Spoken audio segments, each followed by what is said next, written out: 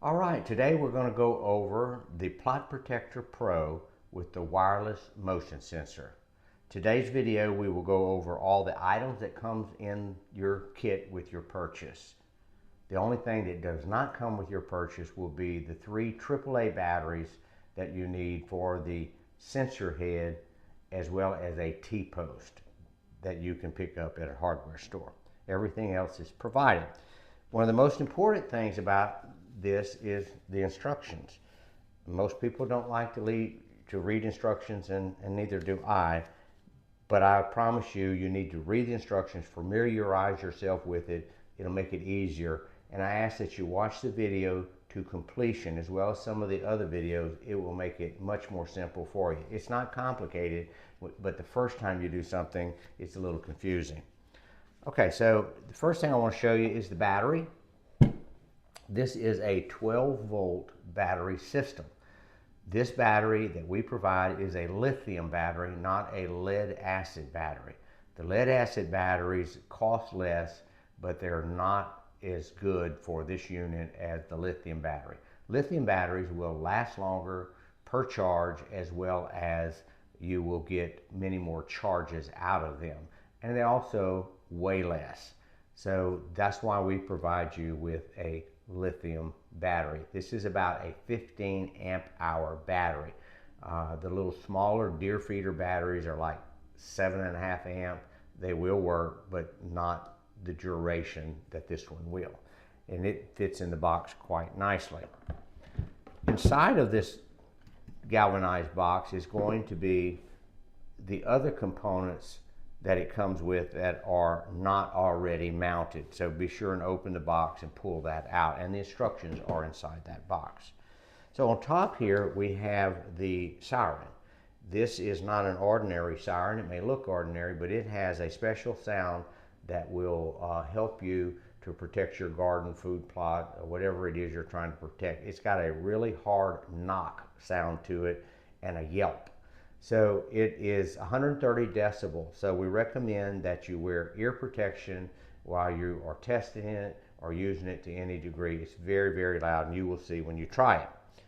So this can be mounted in different positions. It's not static, meaning it's not bolted down or screwed down. There are 3 magnets, earth magnets, very strong, that are used to position this in any position you want to.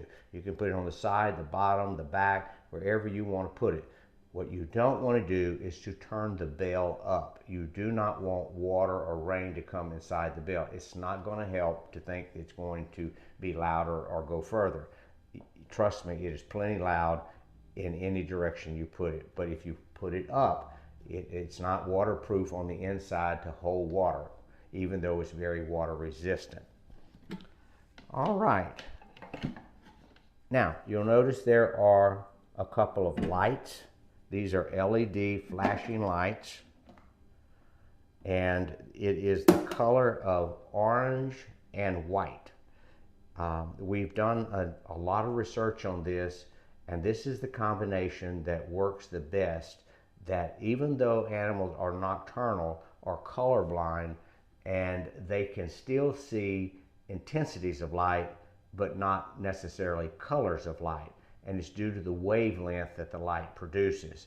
So the orange and the yellow produces a wavelength that is most visible to nocturnal animals. On the other end of the spectrum are the red and the green lights, which you'll notice some people hunt at night using red filters and green, because the animals don't see that nearly as easily. So these also have a magnetic base, so you can mount them in different positions. However, I do like for one of them to be on the top, because that light will come up and flash against your inflatable. And that light just kind of illuminates the inflatable. It'll be seen a lot further, and with the flickering that goes on, it's really noticeable. All right, on top of the unit is the receiver. This is the receiver for the motion sensor. It will swivel some if you need to. There's just a screw underneath there that kind of holds it in place, because you want this to be point toward your sensor, wherever your sensor is at. So if your sensor is over here, you may want to turn it just a little bit to see it better. All right, so let's get inside the box. And this is a galvanized box. It's not totally rust proof, but over time it may get a little rust on it. You can use a little spray paint and it will certainly touch it back up. Let me flip it over real quick, because you'll notice on the back of the box there is a T-post adapter. And so we've already mounted it on for you. In fact, we've mounted just about everything. All you got to do is put the batteries in, basically, and read the instructions. So you'll notice there's 2 screws goes in this way to the inside of the box, 2 are coming out this way. And we mount it like that intentionally because we want to give plenty of room to the battery, and I don't want the points of the screws that go in there to perforate the casing of the battery. So your battery needs to go on that side where the points come to the outside. And it fits in there quite nicely, but it's snug. On the inside are the wires. Now let me see if I can pull them out for you to see. And they're labeled for you, so it'll make it easy to know. There is the red, of course, is the positive, and it will hook up to the positive pole of the battery. The black is the negative, and it's going to hook up to the negative pole on the battery. Now, you'll notice there is another wire attached, piggybacked to the positive and the negative. That is from the solar panel, and it plugs in right over here. Okay, so you have an extension that will go from your solar panel. It's about 8 or 10 feet, and you plug this in here. Do not forget to plug that in the field. Some people have left it unplugged and they wondered why their battery went dead. Now, there is a yellow wire on here. I want to draw your attention to the yellow wire. It will say flash mode on there. What the flash mode is a way to change the strobe LED flashing sequence. There's like 17 different flash modes. So what you will do, with it hooked up to the battery, you will take the yellow wire that's naked on the end and touch the negative pole. And every time you touch it, it will toggle it to the next flash mode. And you go through all of them and see which one you like the best. And then wherever you stop, that's what it's going to be on the next time the lights come on. If you want to change it, tap it again. Once you find what you want, I recommend you bend the wire back, tuck it back into the zip tie. That way it won't accidentally touch and change the mode again. Also, very important in here, you'll notice this right here. These are disconnects. There's 2 of these disconnects. One of them is labeled light, and the other one is labeled siren. This allows you to use the unit if you want to without lights and without siren. It may be you have neighbors or you want to sleep at night and you don't want the siren at night. Just disconnect it. If you want it, connect it back. It's real simple. There's no disconnect for the blower, because when you buy the unit, that's why what you really want is the blower. That's the basic part of the unit, because this unit can be purchased without all the bells and whistles, the lights and the siren. That's another product we call the bundle. So anyway, that's pretty easy, straightforward there. All right, this is the sensor that will send the signal to the receiver. Now, it will send a signal up to 100 feet, but that is good line of sight, not in a forest or anything like that around trees. It may be less. It'll still send the signal, but it may be not 100 feet. And you need to direct this toward your sensor. And this can project out to about 40 feet, and it views 240 feet. So it's a wide range of view. If you don't want that wide of range, for example, you're picking up things you really don't want to pick up, it's triggering it, you can put some electrical tape over the eye in the portion of field that keeps viewing what you don't want to view and triggering it, and narrow that field down, and that seems to work pretty well. Now, let me say one thing about the sensor. This is a PIR, passive infrared sensor. It's not like your regular just motion sensors that pick up any kind of motion. It picks up heat, and it's a passive infrared, which means you have to pass through it. So this will view 240 degrees. Once you set it up, it's going to read all the temperatures, and the longer it sits there, like minutes to even an hour or so, it senses all of these temperatures, that in the surroundings.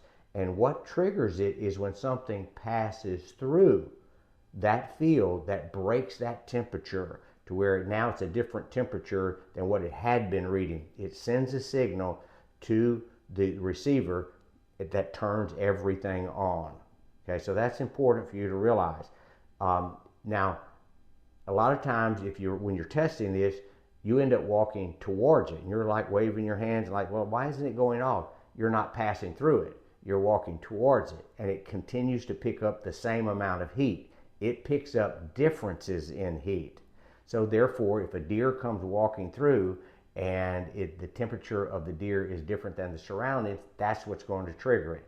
And that said, this will, like a maximum of 40 feet in a good open field. When it's colder weather, it's going to be more sensitive because things are cold and the bodies are warm. So it's a little bit more sensitive in the colder weather than it is in the dead of heat. So the other thing is people often buy these for birds, and it does work for birds, but they will need to be closer because birds have all these feathers, and the feathers block their body heat. So when the sensor picks it up, it doesn't sense this difference until they get close enough. The more birds there are, the more heat it's going to produce. That helps.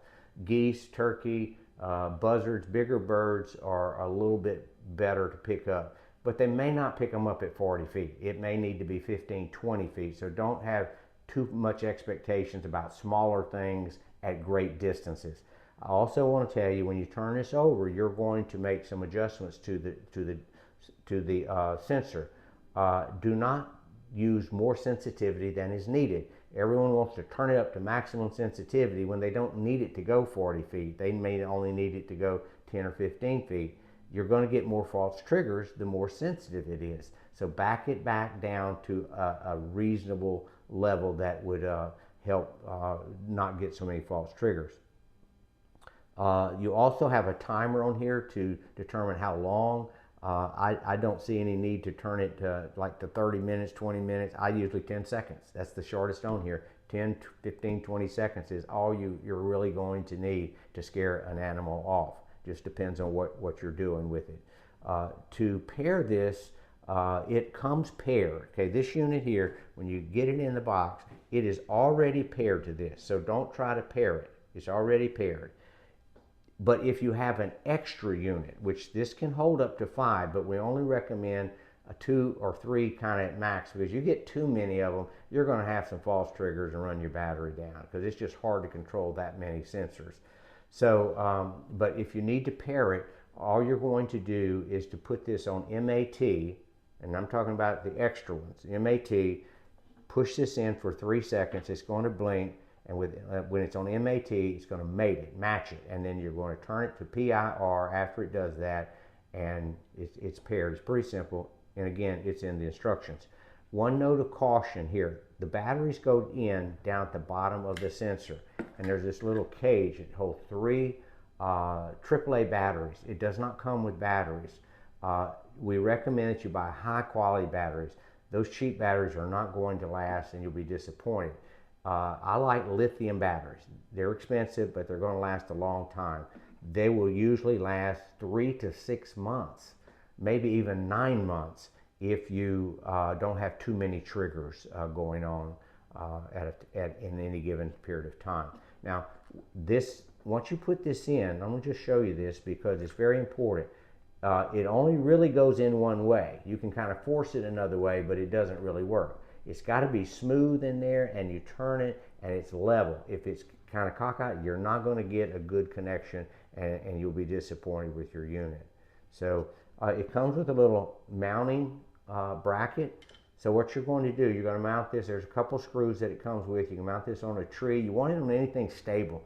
I mount them on a T-post. I use a set screw, one that will drill it through the metal, and I put it on another T-post. You can also duct tape them on a T-post. That works pretty good too. But you'll need to mount this, and this, once it's mounted, this just slides onto here, and you can turn the head in a lot of different directions to find the area. That you can even tilt it like this. So, and then if you need to make adjustments, you just pull it off, leave this mounted, and make your adjustments and put it back on.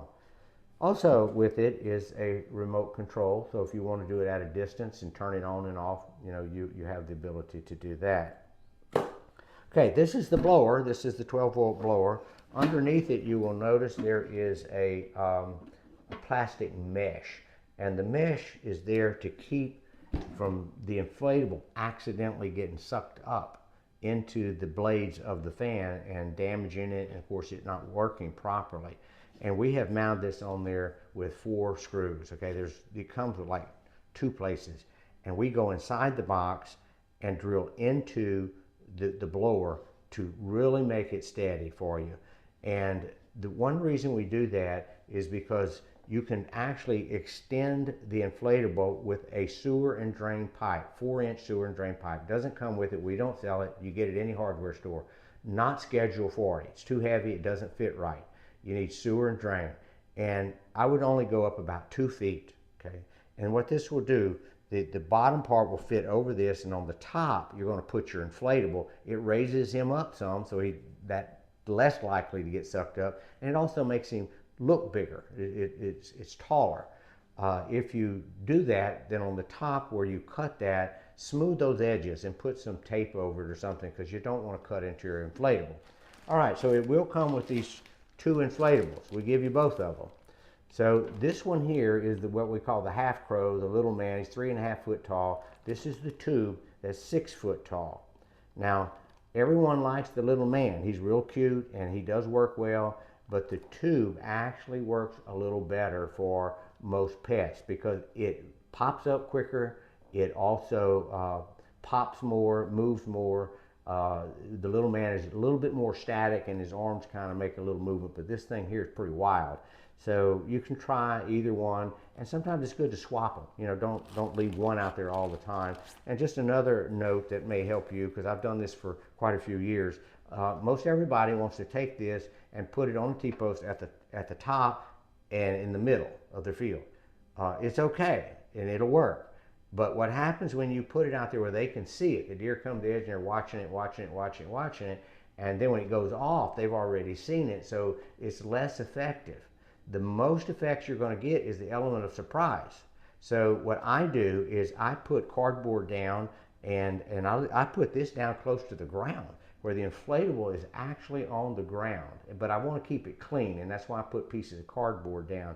And so when the sensor picks up the animal, it will pop up from the ground, and that's spooky. I mean, that really, they don't know where it's at, and then boom, it goes off and they're gone.